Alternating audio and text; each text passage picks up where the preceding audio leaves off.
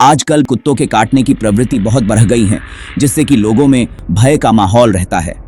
गली, मोहल्ला या फिर लिफ्ट में भी लोग डरते हैं। यह तो रही एक बात। दूसरी बात यह है कि कुत्ता, बिल्ली या फिर बंदर या कोई भी जानवर अगर काट ले तो क्या करना चाहिए? कितनी जल्दी डॉक्टर के पास जाना चाहिए? कौन सी बीमारी की वैक्सीन लगवानी चाहिए और कितनी वैक्सीन लगवानी चाहिए? कई बार जानवर के चाटने पर या खरोंच मारने पर भी क्या वैक्सीन लगवानी चाहिए? अगर काटने पर खून या जख्म बहुत गहरा हो तो कौन सी वैक्सीन लगवानी चाहिए और कितनी डोसेस लगनी चाहिए? और अगर वैक्सीन नहीं लगवाई तो क्या रेबीज बीमारी हो जाएगी? इन सभी सवालों के जवाब हमने खंगाले हैं। इस गंभीर विषय पर हमने स्वामी दयानंद अस्पताल के मेडिकल सुपरिटेंडेंट डॉक्टर नरोत्तम दास से विस्तार से बात की है।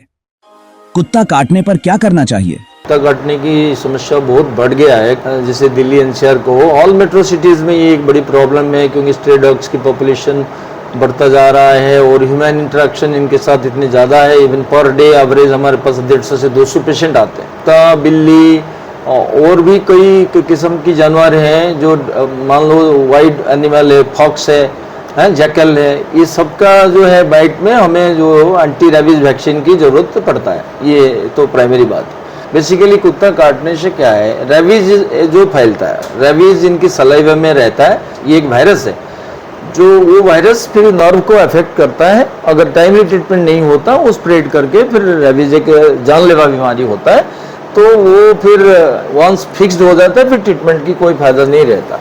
अगर किसी को कुत्ता काट ले या बंदर, बिल्ली या कोई और जानवर जैसे गीदड़ या सियार काट ले तो सबसे पहला और जरूरी काम है कि अगर काट लिया किसी कुत्ता ने, बंदर ने, कैट ने, क्या करना चाहिए हमें? तुरंत वुंड साइट को, अगर खून निकला है वहाँ, उसको सोप वाटर से अच्छी तरह 10-15 बार बेशक आप उसको धो दें, ताकि ना मैक्सिमम वायरस लोड उससे साफ हो जाता है। फिर उसको बैंडेज नहीं करना चाहिए या वहाँ स्टिच लगाना नहीं चाहिए पूरी तरह, उससे कि वायरस फिर स्प्रेड करने की चांसेस ज़्यादा रहते हैं।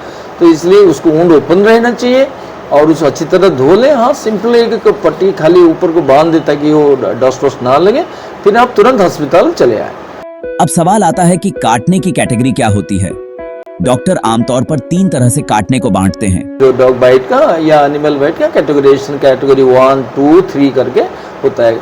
1 में तो जस्ट सिंपल लीकिंग या टच विथ सलाइवा, ये है, सिंपल सा है। कैटेगरी 2 में स्किन एब्रेजन है, थोड़ी ब्लड निकला हुआ है, वो सब चीजें आ जाता है। कैटेगरी 3 में फिर क्या है कि डीप बाइट है और मल्टीपल बाइट है, वुंड ज्यादा गहरा है, वो आता है, जिसमें इसकी सलाइवा अच्छी तरह हमारे ब्लड में चला जाने की जो चांसेस रहते हैं, वो कैटेगरी 3 है। तो खरोच को कैटेगराइजेशन है ना, खरोच की कैटेगराइजेशन 2 में आएगा। तो उसमें भी लगता है इंजेक्शन, डिपेंडिंग अपन कि वो कौन सा कैट है या वो है। लेकिन है कि ये नहीं कि जो पंजे से अगर पंजे में मारा है, पंजे में नहीं जाता। ये कंसेप्ट है, लोग वो भी करते हैं। खाली सिंपल चाटने से जहाँ स्किन एब्रेजन नहीं है, स्किन के अंदर गया नहीं, ब्लड की कंटैक्ट नहीं है, तो उसको हम बाइट में नहीं मानते। उनमें जख्म जो घाव है जी करते हैं। अच्छा, आपको और बता दूं, रोडेंट बाइट भी हम लगाते हैं। पहले लोग सोचते थे ना ये चूहा काट लिया, चूहा काटने में भी रेबीज इंजेक्शन लगता है। अच्छा। क्योंकि ये भी मिला है कई केसेस में, रोडेंट बाइट से भी रेबीज ट्रांसमिट होता है। इसलिए आजकल रोडेंट बाइट को भी हमने मतलब उसमें भी ले लिया गया है। इंजेक्शन कैसे और कितने लगते हैं? कैटेगराइजेशन के बाद एक तो सिंपल इंजेक्शन टीटी लगता है, सबको लगता है, वो लगता ही है। और इंजेक्शन ARV की जो आज की मॉडर्न जो डोज हमारा डोजिंग शेड्यूल है, वो 5 डोज की है। 0 मतलब जिस दिन काटा या 24 आवर्स के अंदर, फिर 3 डेज में, फिर हम 7 डेज में लगाते हैं, फिर उसके बाद 14 डेज में लगता है, और नेक्स्ट डोज जो है वो डिपेंडिंग अपॉन सिचुएशन 30 डेज में लगता है। तो ये हो गया प्राइमरी डोजेस। और ये लगेगा कैसे, इसके 2 तरीके की injections ARV anti rabies vaccine का है, इंट्रामस्कुलर भी लगता है, इंट्राडर्मल। आजकल नॉर्मल इंट्राडर्मल जो कम डोज में सेम इफेक्ट आता है। नस में कंफ्यूजन नहीं करना चाहिए, स्किन के नीचे लगता है, सब डर्मल कहते हैं हम इसको, ठीक है।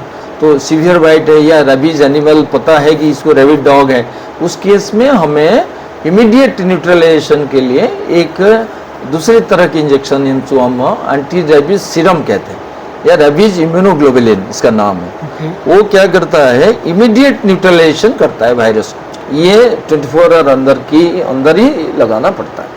ये जितने जल्दी लग जाए तो उतने वायरस लोड कम हो जाता है। टीटी जो टिटेनस का स्पोर्स है वो सॉइल में रहता है, तो उनके मुंह में लगा रहता है, तो टीटी एक मैंडेटरी है कि टीटी भी लगा दी जाती है साथ साथ प्रिकॉशन तौर पर, कि वुंड अगर है, जैसे हम कई जनरल वुंड हो जाता है, कंटामिनेट होता है, टीटी लगा लेते हैं, तो टीटी लगाना। अगर टीके बीच में छूट जाएं तो कॉम्प्लिकेशन तो इनकम्प्लीट कवर हुआ, उसमें चांसेस रहता है फिर रेबीज वो होने की। तो ऐसे केस जब आते हैं उसकी गाइडलाइंस है, उसकी गाइडलाइंस है, अगर वो एनिमल आपकी नज़र में है, 10 दिन के अंदर कुत्ता या बिल्ली का डेथ नहीं हुआ, या बंदर को तो ये ऑब्जर्व कर नहीं पाएंगे, लेकिन हाँ वो कुत्ता मान लो गली का कुत्ता है, काट लिया, 10 दिन के अंदर अगर कुत्ता जीवित है तब कोई रिस्क नहीं, क्योंकि मैक्सिमम ड्यूरेशन रेबीज का जो है स्टार्टिंग पॉइंट और मतलब टर्मिनल पॉइंट यानी कि डेथ, ये 10 दिन है।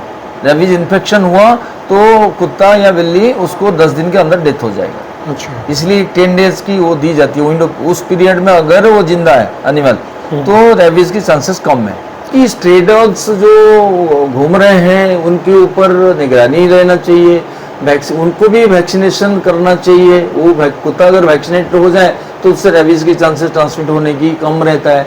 जो लोग शौकीन होते हैं, पालते हैं कुत्ते, उनको रेगुलरली वैक्सीनेशन करें, और वो कुत्ता किसी दूसरे को इन्फेक्ट ना करे। या वो भी कहे ना, स्ट्रे डॉग्स कई बार कहते हैं तुम्हारे पालतू कुत्ता को काट देता है, फिर वो रेबीज उससे भी ट्रांसमिट हो जाता है। ये सब चीज़ें प्रिकॉशन है। आजकल लोगों का जैसे हैबिट्स बन गया कि कुत्ता पालना या कोई भी पेट एनिमल पालना, तो ये आपको बहुत प्रिकॉशन रखना पड़ेगा। और स्ट्रे डॉग की यहाँ से बच्चों के पर्टिकुलरली वल्नरेबल होते हैं। गली मोहल्ले में जो कुत्ते घूम रहे हैं, हम लोगों को थोड़ा अवेयर होना पड़ेगा, प्रॉपर अथॉरिटी को इन्फॉर्म करो कि ये है स्ट्रे डॉग्स घूम रहे हैं, और उनमें थोड़ी निगरानी का जो सिचुएशन है यानी कि मॉनिटरिंग सिचुएशन को बढ़ाना पड़ेगा। जरूरी नहीं कि जैसे ये है कि ना कुछ हिडन इन्फेक्शन, मतलब हो सकता है वायरस लोड कम होगा, बाद में किसी वजह से आपका इम्यूनिटी कम हो गया, वो वायरस फिर रिएक्टिवेट होकर इस बंदे को मतलब अफेक्ट कर जाता है। ये केसेस दिखा गया है, वो रेयर है इंसिडेंट्स, बट हो रहा है। हमने ये भी देखा है कि कई लॉन्ग ड्यूरेशन के बाद रेबीज मैनिफेस्ट होके वो हो जाता है, डेंजरस हो जाता है। तो इसलिए rabies vaccination is mandatory, and इसमें कोई कतई नहीं वो करना चाहिए कि रिलैक्सेशन की उसके बगैर भी चल जाएगा। ओनली इन दोज केसेस मैंने कहा जहाँ 10 दिन के गैप में आपने देखा तब भी अगर एनिमल जिंदा है तो चांसेस कम है कि उसमें रेबीज है। हाँ, 24 घंटे में आ जाए तो बेस्ट है, उसी पीरियड में ही डिसाइड हो जाएगा। हो सकता है आपको इम्यूनोग्लोबुलिन की जरूरत है। अच्छा, वो एक जरूरी चीज़ है जो बाद में लगाने में कोई फायदा नहीं है। अच्छा, हाँ, आप अगर देरी कर दिए, आफ्टर 2 डेज आ रहे हो, 3 डेज आ रहे हो, तो वो इम्यूनोग्लोबुलिन का कोई फायदा नहीं होगा। कुत्ता काटना छोटा मामला नहीं है। इलाज अगर सही समय पर सही तरीका से लिया जाए तो रेबीज से बचा जा सकता है। इसलिए हर नागरिक को यह जानकारी होनी चाहिए कि अगर कुत्ता या कोई जानवर काट ले तो क्या करना है। सही जानकारी ही जान बचा सकती है। नमस्ते दोस्तों,